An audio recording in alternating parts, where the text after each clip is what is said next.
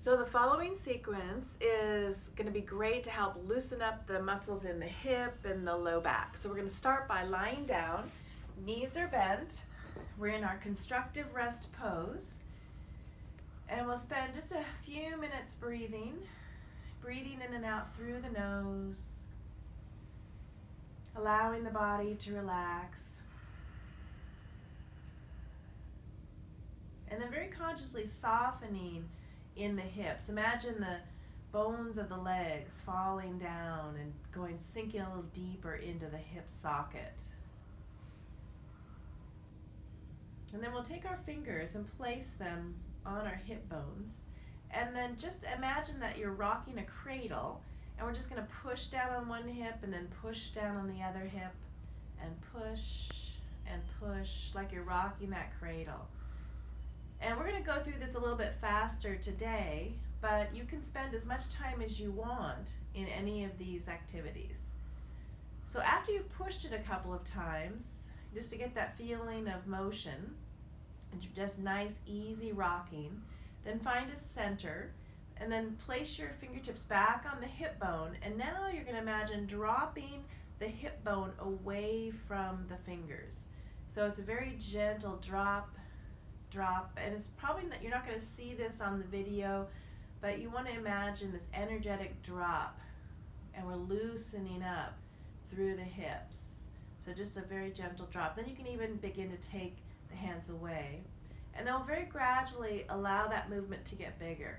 So as I rock side to side, and imagine a 3 o'clock, 9 o'clock. So if you have a clock, an imaginary clock underneath your hips, I'm moving in that 3 o'clock, 9 o'clock drop. And notice the movement's very, very small. And then I'm going to come back to the center, and then I'm going to rock very gently 6 o'clock, 12 o'clock. Very gently. My shoulders are relaxed, my hands are relaxed. I get a little movement into the spine. And then center once again. And then we're going to begin to walk around that clock. So creating some movement in the pelvis, in the hips, in the back, walking the tailbone around the face of the imaginary clock. And then I'm going to come to a still point, and then I'm going to go the other direction. So we're just, again, juicing up that area, getting it loose. It feels pretty good. I'm relaxed at the shoulders. And then I'm going to find that still point again.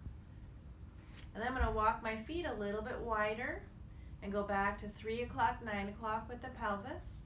And then I'm going to let my legs join in, so beginning to let them drop side to side. And then that movement, I'm going to feel it travel up the spine. You'll notice my head begin to also rock.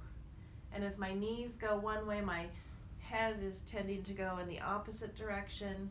So we're adding a really gentle rotation to the spine. And this should feel pretty good.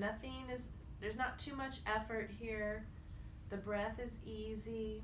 If anything becomes uncomfortable, then change the movement. You can even put bolsters or pillows on the side to limit the movement if that helps. And then we're going to come over to one side and then pressing up and then bringing our legs in front of us. And we're going to do the same motion now sitting up, so I can support myself with my hands. And I'm just going to begin to drop the motion. Drop the knees to one side, and then I can add on to this. We can stay with this. This is really great for the hips. It feels really good. And then I'm going to add on, bringing the hands over and bringing them over each side.